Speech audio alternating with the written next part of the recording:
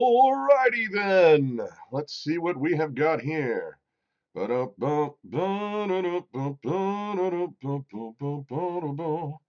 Let's see. We are streaming. We are streaming. We are streaming.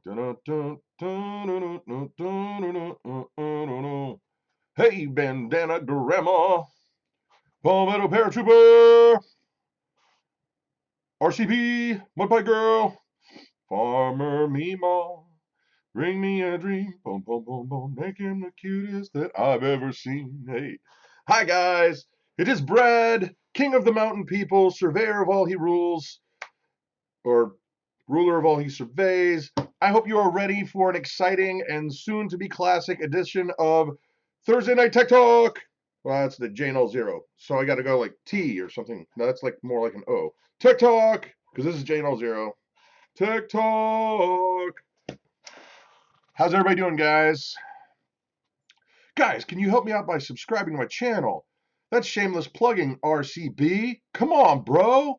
Don't you know YouTube etiquette? You don't just fling it out there like that. You wait to be asked. You wait to be asked. So, double dog dare. Try again some other time. All right. So, I thought you were making bread, honey. No, I'm making a video for YouTube. So anyway, we have got a lot to talk about, guys. Hey, Dave, how's it going? Dolphin Man Dave.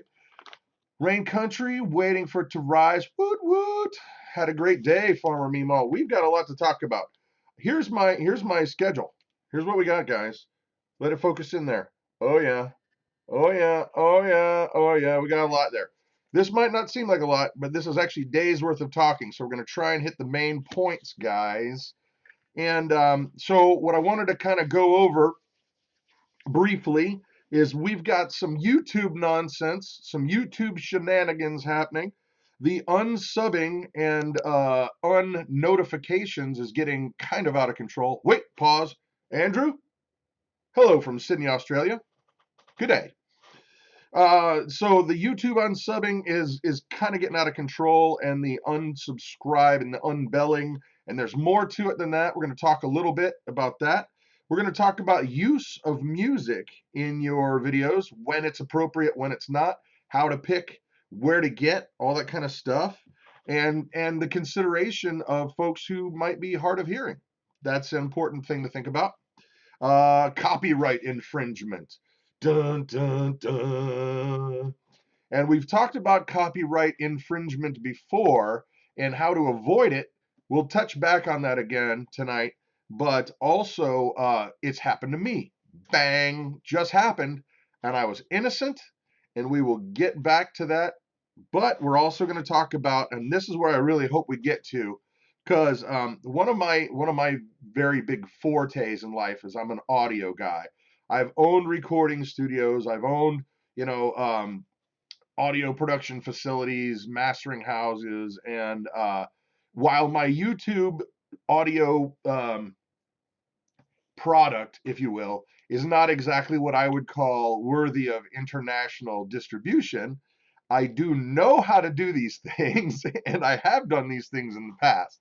So what I want to, I'm hoping to get to, guys, is, hey, Mr. Rain, what's up, Brad? Um, is how to make better sound for your videos with basic stuff that you probably already have. Just knowing how to use it, knowing how to understand the way frequencies work, and microphones, and just some simple basic things that can make your audio better right now with what you've got, period. So, with that said, now is the time, you guys, give a shout out. Who are you watching? Go ahead, give a shout out to whatever. Now's the shameless plug time, bro. RCB or whatever that was. Who you listen to? Who do you like? It can be a shameless plug while I grab a swig of apple juice and then we get into the nitty gritty.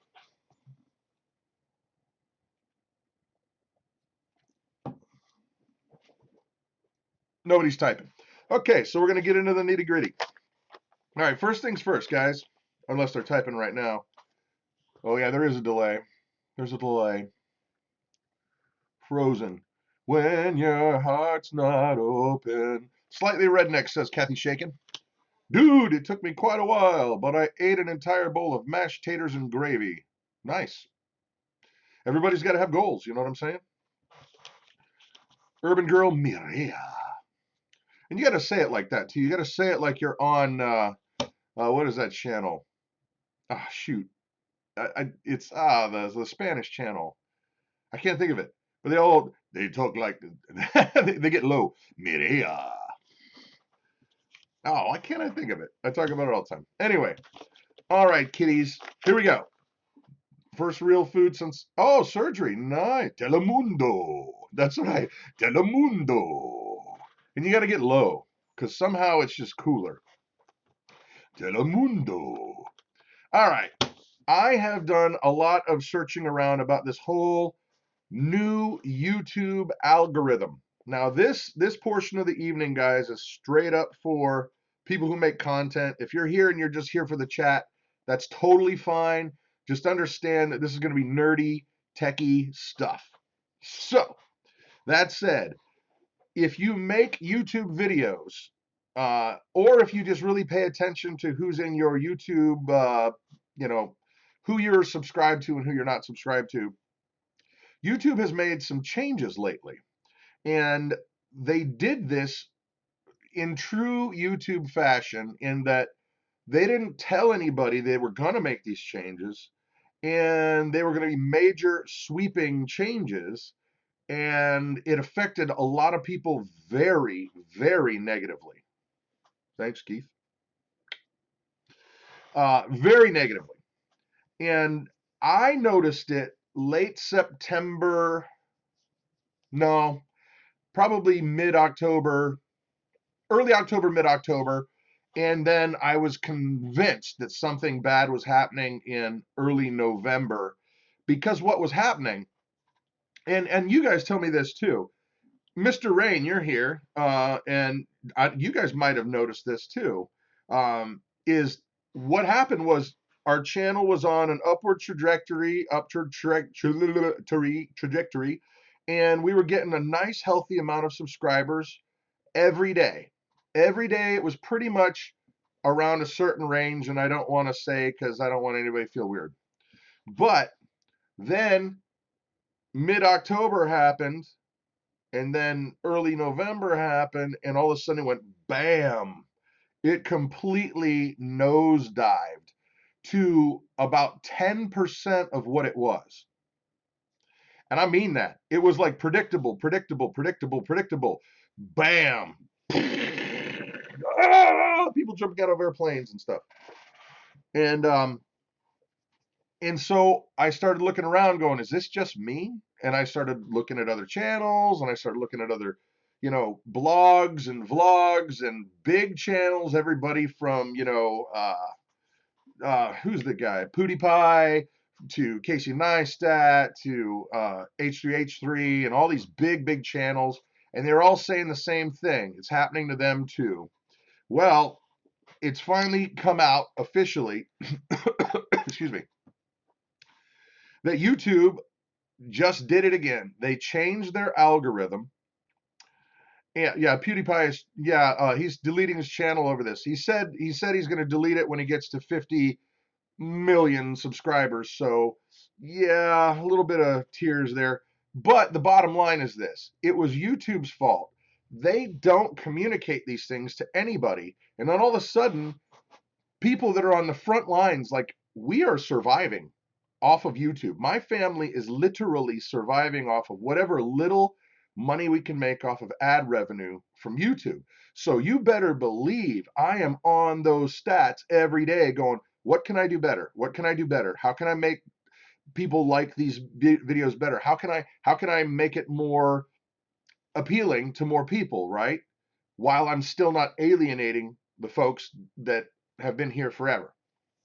So I'm on there every day. And then all of a sudden when it just tanked, it was like, oh my Lanta. Like, whoa. When all of a sudden what has been, counted on, and you've been getting that as a check, and all of a sudden your check got cut by 30 to 40%. You're paying attention, Jack. And so what has happened is YouTube has changed their algorithm. The way that they determine whose videos get viewed and whose videos get put up the list and how Google rates them and all that kind of stuff. All this big, big, complicated stuff. Everything from keywords to how you watch. Their algorithm figures all that in, and it determines all of those things. It basically makes or breaks you. And so we realized very quickly something was different, and everybody did. Everybody from PewDiePie to us, because can you imagine, like, all of a sudden, you know, your paycheck getting cut 40%, like bam, bam. And so what they've come out and said is, yes, we did. We made all these changes, and what they said they were trying to do. For those of you who don't know, clickbait, click, mouse click, bait, like fishing, clickbait is when somebody will put up a picture that's real salacious or something that will make you want to click it, but then when you actually watch the video, it doesn't have much or anything to do with it at all. And so you end up watching enough for them to get a view, but it's not anything that you really wanted to watch, and you were there under false pretenses. That's called clickbait. Now, clickbait is bad, bad, bad. It's bad for everybody.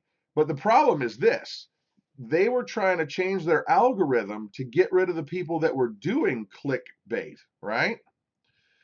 The problem is what they did was they just started unsubbing a lot of people that wanted to be subbed to these channels. And they haven't fixed it yet. They've started to come around to fixing it, but it's not fixed yet. And so what you're seeing, guys, is all these big heavy hitter channels. Everybody from PewDiePie who's leaving, Casey Neistat, he's out. There's a lot of other people that are going, I can't make a living doing this. Now, I've only got crocodile tears for somebody like, Casey Neistat, who's only making a pittance of $250,000 a month. You heard that right. That's just off of the YouTube money. Just YouTube money, not AdSense, not Amazon, not anything else. 250 grand a month just from YouTube. So I kind of have a hard time having a little pity for them. However, YouTube is still at fault, and they should have communicated it, and they did not. So everybody, all of you guys who are channel creators, well, here, show of hands. If you're a channel creator and about a month and a half ago, you saw something dramatic happen. So if you are one of those people and you saw something happen to your channel where it's like, whoa, did people just stop liking me all of a sudden? What happened? If that's you, let me see a hands up, a yes, or something affirmative. Because I know it's not, I mean, we have 30,000 subs and we are so grateful. But in the scope of things, that's really, really small. You know what I mean? So has anybody else noticed that? Absolutely noticed it, 100%.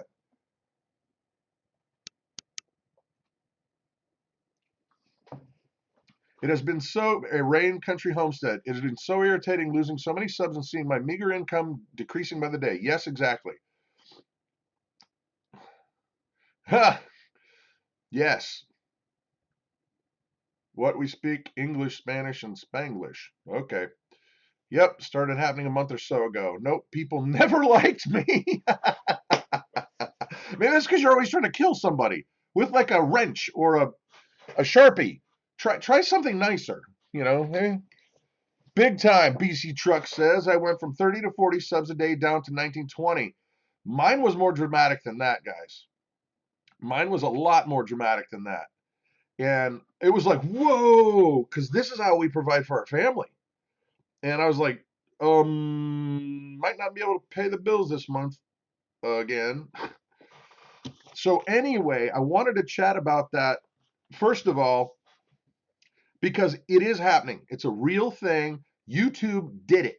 They did it thinking they were fixing a problem when in fact they just caused a bigger problem, which, from what I understand, is kind of par for the course with YouTube. Keith Hope. It's all about saving that dollar, cutting down the cost. The problem, bro, is that they're gonna butt out so many people that are making them that money. You see, one thing that you got to understand, guys, is YouTube is nothing without content creators. So if all of a sudden all the content that people wanted to watch, say the Casey Neistats, say the PewDiePies, the big channels, say that all these people were like, I can't do this anymore. You guys are ridiculous. I'm out. Then what? Are you just going to assume that all these okay channels are going to get all those views? Or are you going to assume that they'll probably start to get those views and then people will go, this content sucks. I don't want it. I'm out. I think that's more likely what would happen. They're cutting off their nose despite their face. You're right, Palmetto Paratrooper. YouTube is cutting their own throats. They're getting greedy for the small time little this when they're not thinking about the long term. How about maybe YouTube starts thinking, I should figure out ways to help you, content creators, do the very best you can do. Because if I do that, I'm going to make more money as YouTube, right? I'm going to make more money. Right? Why wouldn't I want you to succeed? I want all of you to be 50 million subscribers. Why? Because I'm going to make the money as YouTube, right? Okay. Big Bear Homestead says this is going to open the door for a new YouTube. Well, competition does work, and I do believe capitalism works. And it is evidenced every time something like this happens. Every time something like this happens, everybody freaks out, and then all of a sudden the market fixes itself, and somebody comes out with a better widget, gidget, or gadget, and everybody goes, I don't need that old mousetrap anymore. Why would I want that old mousetrap anymore? That old mousetrap sucks. I want the new mousetrap, the better widget, gidget, or gadget, right? All right, Coping with the Times says, but the thing is, YouTube's overall unique visits continue to skyrocket, 5 billion views per day. Coping with the Times is correct. However, what happens, and this happens so many times, think about this throughout history, guys. When I started paying attention to social media was when AOL did their chat, and I can't think about it. What was it called? It was Messenger. I was in a band, and the band was semi-popular, and so anytime you'd log on to your email or whatever, you'd get like a message, instant messenger, and you go brrr, and like people would, you get 20 messages, and that was the greatest thing ever, right? That was the greatest thing ever, except like 2 years later, what was it? It was not Facebook. It was shoot, MySpace. MySpace. MySpace destroyed Instant Messenger within like 2 years, and then you had another one that come on, destroyed that one in 2 years, and then you got Facebook, and now you got this. There's always a bigger fish. There's always the market will correct itself, and that's exactly it, guys. Yeah, coping with the times. MySpace. The point is this: there is no tech that cannot be replaced. Somebody's going to come out with a better idea or a better way to do it. And you know what? Maybe this is the birth pains of something new. And if it is, let me be the first. Great segue. Thank you, Coping with the Times. You just gave me a perfect segue. Let this be. Yeah, Brad too. Brad, you're a tech guy. Okay, let this be a learning experience for you guys. I have right now over 800 videos on YouTube. How many of those do you think I have, say, backed up? What happens to your videos, BC Truck? What happens to your videos, Big Bear Homestead, Rain Country Homestead, if you no longer want to deal with YouTube? Do you have those original videos backed up? Do you have them backed up in more than one place? In the original format. That's the point, guys. This is an excellent teaching moment. If you do not have, wait, I'm always surrounded by these things. Here's one, hard drive. Wait, let me see how many hard drives. Here's the quiz. How many hard drives does Brad have within his reach? There's the question. How many hard drives does Brad have within his reach? And I'm going to, there's one, we got another. How many hard drives does Brad have within his actual reach? Okay, there's the question. How many we got? 5, 7, mud pie. 3. Okay, truth is told, I have 1 hard drive, 2 hard drives. Where's my sweet orange hard drive? 3 hard drives. There's a big RAID hard drive down there that counts for 2, so that's 4 and 5. And then if you count in my computer, 6 and 7. So in my reach, just my reach, I have 7 hard drives. Okay, guys, this is really, really, yeah, just get a server. Brad told me. Well, the thing is this. This is a 2 terabyte hard drive. This guy right here cost me $50. The data that is on this machine, or this hard drive, guys, the data that's on this hard drive right here has probably gotten me, well, let's just say thousands of dollars in YouTube revenue right here. And it's going to keep going and keep going and keep going and keep going right here. If this was gone, you know what? Fortunately, I have a backup. So if I can't get it from YouTube, or I don't want to deal with YouTube, then I can take my videos and go somewhere else and move along, move along, move along. But guys, this is the absolute rule. In the digital world, and I'm looking straight at the camera now. In the digital world, if data does not exist in at least 3 completely separate locations, it does not exist at all. If data does not exist, hallelujah. If data does not exist in at least 3 separate locations, it does not exist at all, because in a vapor, it can be gone. Your hard drive can be dead. Whatever server you had it backed up on could malfunction. Your house could burn down, heaven forbid. Lots of things can happen. It has to be in 3 separate locations. And I don't mean just your house. Think about that. This hard drive is potentially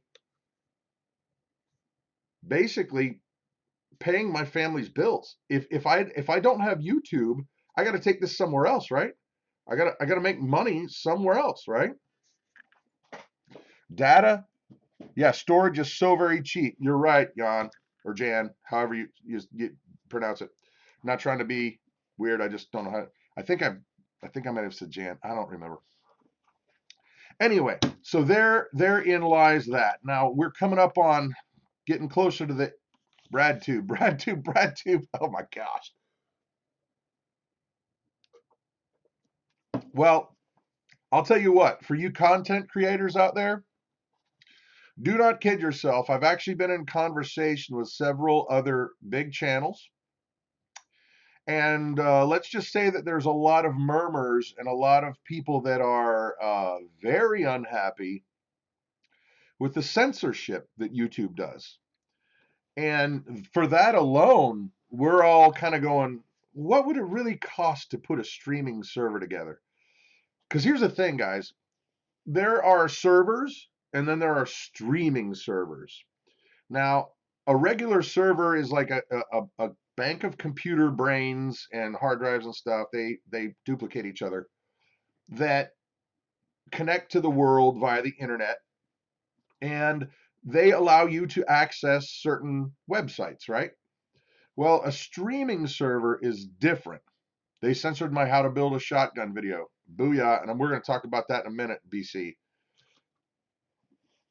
No, Mr. Helix. No, YouTube. No. They own the rights as long as you're with them. They don't own the content. So if you took your content and went someplace else, they can't do anything about it. You still are the copyright owner. They take the bigger share while you're with them.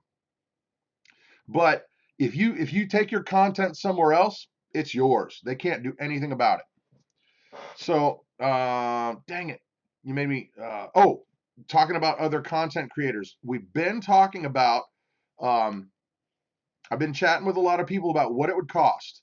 And the reality, though, is a regular server is a lot cheaper than a streaming server. And the reason why is because video takes a lot more bandwidth to actually data to travel across the lines.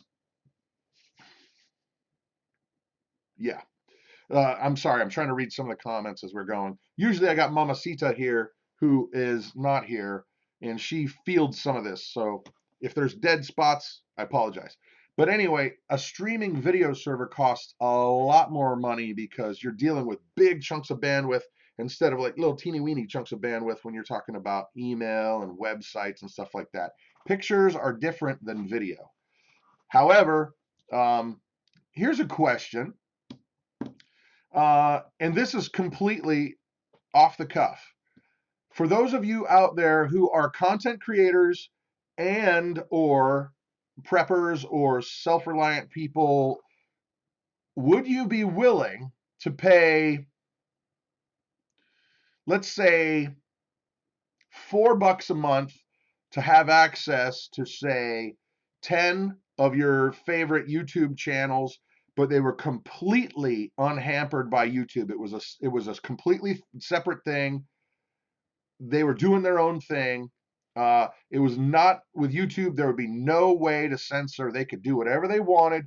Period. End of story. Would it be worth $4 a month to you? And this is just me asking a completely off the cuff question, just because I'm kind of trying to figure out, would people even care? I mean, would it be worth it? No. Okay. Because you get a lot of stuff for free, right? No. I got 2 no's. Anybody else? $4. No, people will figure it out. But stuff isn't free, guys. You got to understand. YouTube, they spend billions of dollars making this machine work. No, no, no. Wow, I am completely blown away. I thought it would at least be closer to half. But it is 100% tilted towards no, we would not pay for it. $4 for what? $4 would be to get you access to, say, 20 channels of unfiltered content, not restrained by YouTube. And so you guys are all just like, no. What if you couldn't get that content? Would it make it? Yeah, if the price didn't keep going up. Okay, fair enough. If it's not free, then I'm not interested. Wow, quality must be your highest priority. Okay.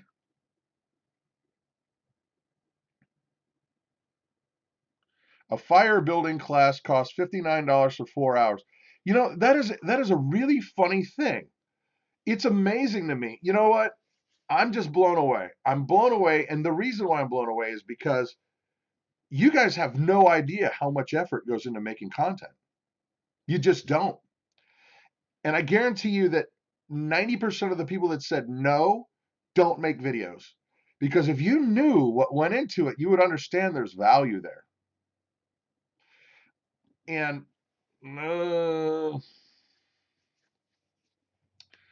but it's okay to spend $100 a month for TV. Not, Arnie. I agree. I'm just kind of funny. It seems like a double standard in a way. I'm in the world, not of it. Okay, we're going with the Christian route.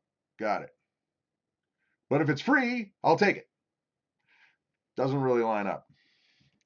Who the heck is charging over $50 for a 4-hour building class? All right, all right. Let's game this back in, guys. I think that we've all kind of shown our cards a little bit.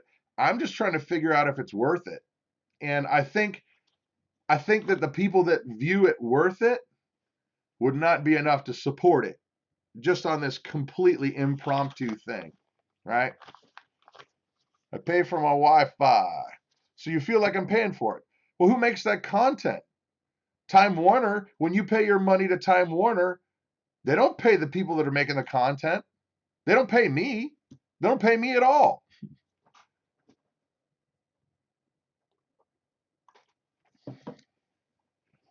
I want to understand the difference. Okay, I'm not catching all the things. I think we need to back up. A backup internet.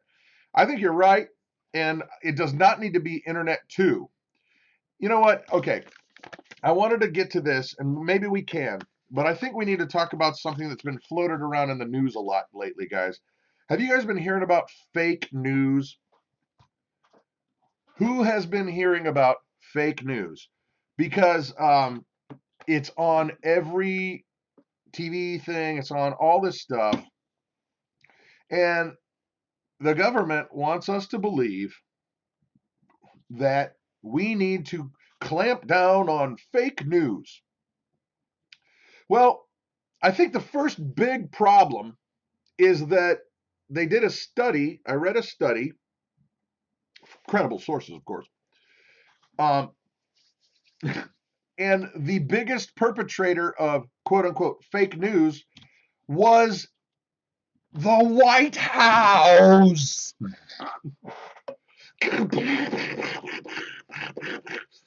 Yes, the White House has been found out as the biggest perpetrator of fake news. They throw stuff out there and then let the mainstream media, if you want to call them that, make up their own conclusions. All they do is throw something out there and say, hey, I don't think he's paid his taxes. Pretty sure. And then what do for the next 2 weeks? We talk about the bull snot that they made up. Now, question. Why do they want to clamp down on fake news? Now, I'm not a smart man, but I do smell BS when I step in it. And it sounds to me kind of like they just want to make sure that you only get news they want you to get. So, Internet 2.0 coming your way soon. Net neutrality, baby. Why do they make it always sound so nice? Net neutrality? Net neutrality doesn't mean anything about being neutral. Net neutrality is about making sure you don't have the freedom to say what you want to say because they're going to clamp down on fake news. I'm not a smart man, Jenny. Mama always said I was stupid. I thought this was a tech talk. Sean, we are talking tech. Step right up to the mic, brother. Tech talk. We're there. All right. Peas and carrots. Life is like a box of stupid. All right. Sorry, getting down off the soapbox. Guys, be vigilant. They're getting ready to take the biggest freedom that the world has ever known, the internet. The world has ever known. Think about it like this. Anybody who has an internet connection, and not even a computer, your phone for crying out loud. If you have an internet connection, you can make a living anywhere in the world. You can make a statement politically. You can make a statement about God. You can make a statement about your cats. You can make cat videos. You have never had more access in the entirety of humanity, and they want to take it away from you. They want to say, we need it to be neutral. We need to have access. We need to make sure that what's going out is real. They're lying to you. It's about control, guys. It's always been about control. All right. So I've been accused of not having tech. So let's go back to tech, shall we? All right, audio stuff. Now, for those of you guys who do create, yes, snowflakes, exactly. Go back to your freaking safe space. It's not here. Nope. Anyway, I don't got time for snowflakes. Music. Let's talk about. Bandana grandma. I'm sorry. I gotta skip music because I want to talk about sound. There's a lot of things that you can do to make better sound, right? And I wanted to show you some stuff. First of all, here's the thing. I've got a couple graphic images, and I want to show you these things before we actually go too much further. This is a frequency chart, and I hope you can see some of it, or at least some of the words there. If you can see, way down at the bottom is like the sound of a library or a desktop computer, like barely audible. Library, bird calls, then it gets up to background music, then it gets louder like a hair dryer or like a city street. You keep getting louder and louder and louder, and you're way up near like a full symphony orchestra, and that's near equaling sandblasting. And then you get way up here to the threshold of pain, which is louder than a rock concert. And then you go like rock music park, and then rifle being fired 1 meter from your ear. And then louder than that's a jet engine or fireworks going off 1 meter from your ear. And then way up at the top, this is the loudest calculated sound that we have ever recorded, a nuclear bomb at 194 decibels. Boo, yah, loud. Why am I showing you that? Because we need to understand some things about sound. Jet engines suck. Yes, they do. And that's not just figurative, it's literal. And they blow. So the reason why you're seeing that is because you need to understand the way that sound works. First of all, it's a waveform. When you hit something, like you hit something on the desk, it makes vibrations, guys. It makes vibrations. Do-do-do-do-do-do. Those vibrations go out into the air. They reverberate into your ear canal, and they make your eardrums wiggle, for lack of a better term. And that changes mechanical energy into electrical energy that is interpreted by your brain as sound. Now, once that happens, that's volume. What I just showed you is volume, right? Here we go. Oh, now, where is it? Doggone it. That's volume, okay? Now, why this is important to you is, look at this. If you look down on the bottom of this graph, guys, it shows 20 hertz. Like if you can see over here on the left-hand side, 20 hertz, and then way over on the right-hand side on the bottom, goes all the way up to 20 kilohertz. Now, if you have perfect hearing, perfect hearing, you can hear 20 hertz up to 20 kilohertz. Now, what does that mean? 20 hertz means sound vibrates at 20 cycles a second. So it's like, whoa, whoa, whoa, whoa, whoa, whoa, whoa, whoa. But a lot slower and lower than that, right? And then if it's 20 kilohertz, it's 20,000. So it's like, so 20,000 cycles a second. And so everything you hear fits into this scale, fits into this chart.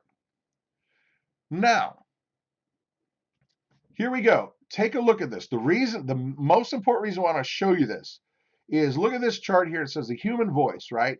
So the human voice on the very, very top end, if you had like Mariah Carey, that kind of sound, 10 kilohertz, which is 10,000 cycles a second, is the very top a human can speak or sing or whatever. And then the very lowest is down around, 70, 80 hertz, which is really low. That's like beyond Barry White low. That's like, oh, baby. It's really low, right? Now, why is this important to people that are creating videos? The reason why, guys, is there's a lot of information that your camera is going to be recording that you don't need. You don't need it. And if you put it in there, it's going to make extra noise. It's going to make it hard to understand. It's going to make your videos less intelligible. Make sense? So take a look at this chart again. Oh, wrong chart. Sorry. So anything below, say, 80 hertz, like 80 hertz, in there, your voice is not going to make it. And I usually cut mine off at about 100 hertz, right? So anything, even like your bottom end, like, whoa, that's like, if it's around 100 hertz, you just cut it off. And if you do that, your video for your audio for video is going to go better. Why? Because it's going to be more intelligible. You're going to cut off all that low end rumble. Like, let's say there's a truck driving by or a plane that goes overhead. It's going to minimize that, right? It's going to minimize that by a lot. So it'll cut off all that low end. So you're not going to hear driving by. And all you got to do is, it's a simple thing. And that is going to make all of your audio sound a lot better. Now, also, by the same token, anything that's way over the top, if it's really, really high that your voice cannot duplicate, cut it off. Because at the end of the day, you're not going to hear all that stuff. Oh, this is funny. This is a good kid. I got a call from a text from what I thought was my daughter, but I have the wrong phone number. And some kid actually took the time to take and say, I think you have the wrong number, Bryce. Well done, Bryce. Hope I meet you someday. Good job. Okay, so that is one quick way, guys, that you can actually make your audio better. Cut off the information that you don't need, because your camera or your microphone is going to record it all, right? Now, I'm going to try and speed through things because we've only got a few minutes before we go over to what? Full spectrum survival. All right, other things. Let me see this. Polar patterns. Okay, guys. This is what's called a polar pattern. All right. Now, what that means is microphones pick up sound in different ways. Now, I got to show you this. Just like if you cup your ear with your hand like that, it's going to be easier to hear things that are that way. A microphone hears in a certain way, right? Now, this is a picture of a polar pattern. And what they're trying to show you is how the microphone hears. Now, why this is important, guys, is because your microphone on your camera, like this, has a polar pattern. And now, it could be any one of these kind of things. Look at that. Ooh, right over the top. Nice overlay, Brad. Well done. Look at the graphics. Now, you've got different kind of polar patterns. Cardioid, hypercardioid, shotgun. Every one of your different microphones has a different polar pattern. This little microphone right here is actually a shotgun, even though it's really small. And what does that mean?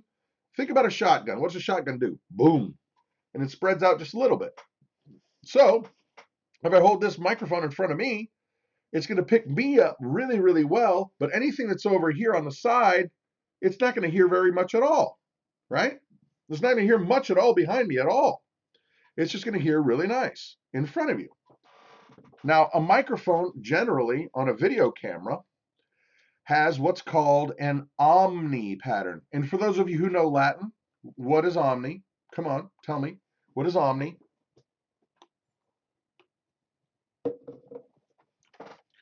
For those of you who were not homeschooled, omni means omnipresent, everywhere, all around you. So when you're recording like this and you're like, hey kids, stop playing in the mud. You guys are crazy. It's going to pick me up. What am I hearing?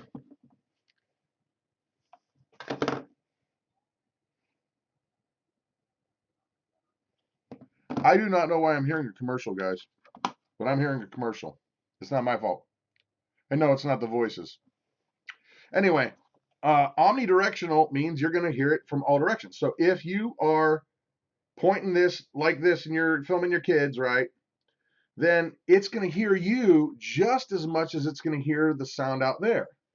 Well, that can be good and that can be bad, depending on what you want to do, right? Brad is hallucinating. No, I swear. I don't know where it's coming from, but it's coming from somewhere. I'm angry. I'm angry at the voices. They're telling me nothing. They're not telling me anything. But the reason why you need to know what kind of microphone you have is because of the polarity, guys, the polar patterns. This kind of microphone would be great if you were like using a phone and you're like plugged it in, and you're like, hey, we're talking, we're talking. It'll pick you up great, but it won't hear much out there, right? That's perfect. But if you have, say, like an Omni mic, and you're just being quiet, and the guy on the camera's not talking, anything that's behind you, you're going to hear it. So there is a tip. Know what kind of microphone you have so you can tailor it best for your situation. Like I would never, ever use this kind of microphone, like an omnidirectional microphone, if I only wanted to point it at somebody who is talking. Because a lot of times, for example, when we do our silly cooking videos, I will film mama cooking and I'll make comments. I'll be like, hey, baby, you're doing a great job. Well, that's great for an Omni mic because it's going to pick me up, but it's also going to pick her up. Now, if I had, say, this microphone, this is a shotgun microphone. So if I was filming my wife saying, hey, mama, you're doing a great job, all that it's going to pick up of me is, and she'll be clear as a bell. She'll be clear as a bell. But that's how it'll hear me, right? Shotgun, Omni. Know what kind of microphone you have, guys, because if you don't, you're not getting the most out of what you already own. All right, let me see if I can. Where do you change the audio settings? We non-geek people need to know. Bandana Grandma. You can't change the setting on a microphone. It is what it is. You need to know what it is. Each camera is different. They have different settings. This is a shotgun mic. This is a Omni mic. And then like if you had a microphone like dudes singing at rock concerts, it's like a, they call it a cardioid pattern because it looks like a heart. It picks up around it. So they're like, nah, but it doesn't really pick up a lot back here. That's why. I mean, when you say cut off at 100 miles per hour, megahertz, what that means, Bandana Grandma, is that your camera, your microphone, is going to record everything it can hear. And what you can do to minimize all that rumble, all that low end, is when you're in your software that you're going to actually edit with, you can cut it off. You can go into your audio settings and you can say, I don't want to hear anything lower than 100 hertz. And it's like, bam. And sometimes microphones have it on it. Like this microphone has it on it. If you look right there, let's see if it'll focus in. You see that little 0, then a 1, then a squig, or not a straight squiggly line? That's what's called a low end cutoff. That if I put that over to that low end cutoff, then it means I'm not going to record any audio lower than 100 hertz. Wahaha! First time I used an Omni, I sounded like I was yodeling in a bucket of water. Yeah, well, that's the thing. Knowing what setting you have or what kind of mic you have makes a huge difference, guys, because then you can tailor your shots to that. That's why it's important. It's not, hey, I got a great mic, or I got a this mic, or I got a that mic.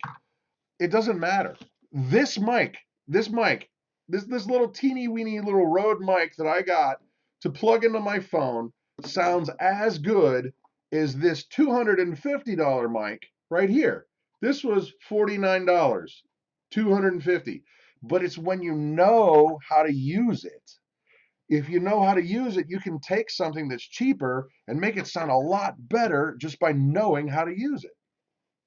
So, all right, T minus 9 minutes and change till we go over to full. I think I need to get a full spectrum survival. Like I need to have explosions and stuff like full spectrum survival. Right? When I'm in a noisy environment, I cup my hand around the end of my iPhone. I know I'm techie. Actually, BC Truck, you have given me a great segue into something else I wanted to talk about. Noise floor. Bam. Okay. This is another techie thing that I think is not that hard to understand. Noise floor, which is also called ambient noise. It's also called room noise. And what that is, guys, is there's noise around you. If you just be quiet, which is hard for me to do, but I'm going to do it right now. Ready? 1, 2, 3. There's a certain amount of noise in every room. It's the sound of the outside, sound of cars driving by, sound of your air conditioner or whatever, but it's called a noise floor. And there's always a little bit of it going along. And it's there. And then all of a sudden, if you start talking, you go above the noise floor. The volume has gone above the noise floor. That is exactly right. So if you're like, now I'm going to talk, now all of a sudden it's going to listen, right? Noise floor. It's important to know what that is because you can cut that out, guys. You can cut that out.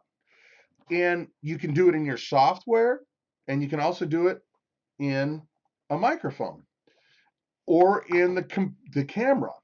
A lot of these cameras, and this is one of the things, oh, geez, I got to go fast. A lot of cameras have what's called auto gain control, and this is really, really, really, really important.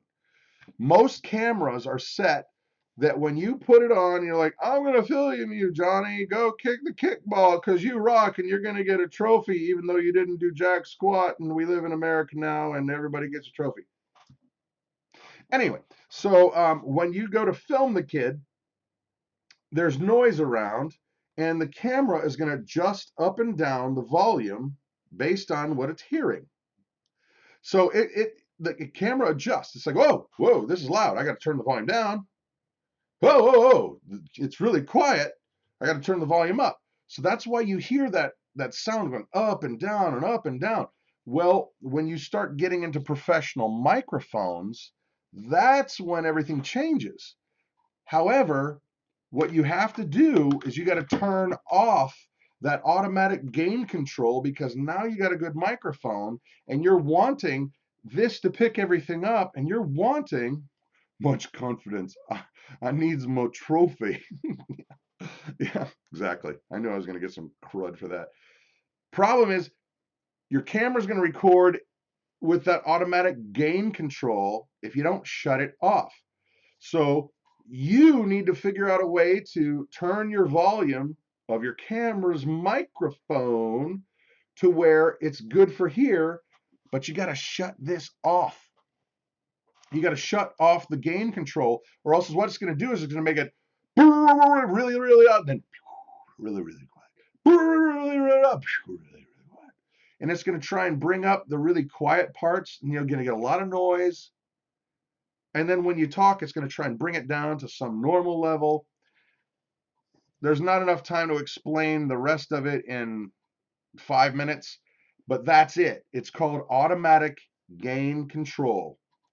And if you want to be more in control of your audio, you've got to learn how to turn that off in your camera because every camera has it. They all have it. Ask Big Bear. He has it. The ringing. All right, kids. So here's the deal. Oh, man. One more quick tip. I think I can get this one in. If you want to get better audio, get closer to the microphone. Not right on it. Don't be like, that'd be a bad idea. But if you can get closer to the microphone, it's going to create what's called proximity effect. And proximity effect means you're going to get a lot more full-bodied sound the closer you get, the closer. But when you start getting right up on the mic, in this case, it's right there, it's going to get all, it'll get really bassy. But you'll notice, just try it. Try to go like I'm out here, I'm talking. Sounds okay. Whoa, it sounds better. Hey, that sounds even better. Then you start to get close, and what's going to happen is it will switch, okay? It'll start to go from awesome to sounding like really, really, really fast. And same thing with these kind of mics. Any of these mics, if you're going, oh, the sound sounds kind of weak, it sounds anemic, it sounds emaciated, why doesn't it sound right? Try to get a little closer. See what happens. So anyway, really, I only block trolls. Me too. Just don't get so close you sound like Darth Vader breathing. Yeah, well, there's that. Or, thanks for the audio talk, Brad. Blizzard, booyah. I got to go pick my kids up from the Christmas ranch. They're over that way. And they're working, which is good. They're going to come home and smell like nasty oil. Brad, what is your email on your YouTube channel? Yeah, it's actually in the description down below, Coping. There's an email address in there. And if not, it's info.bigfamilyhomestead@gmail.com. So we are getting ready to close it up for the evening, guys. And we're going to go over to Full Spectrum Survival. Brad knows what's what. Survivalist. He's a baller. And besides, he makes me feel better about myself because I have more hair than him. Who knows if it'll stay that way. But he knows how to do stuff. And I think that's really cool because I want to know how to do stuff too. Anyway, you guys have a great night. Thank you for hanging out. And be back next week. See you on Sunday. Don't forget about us on Sunday, guys. Sunday Night Live. Booyah. Bye. Peace out.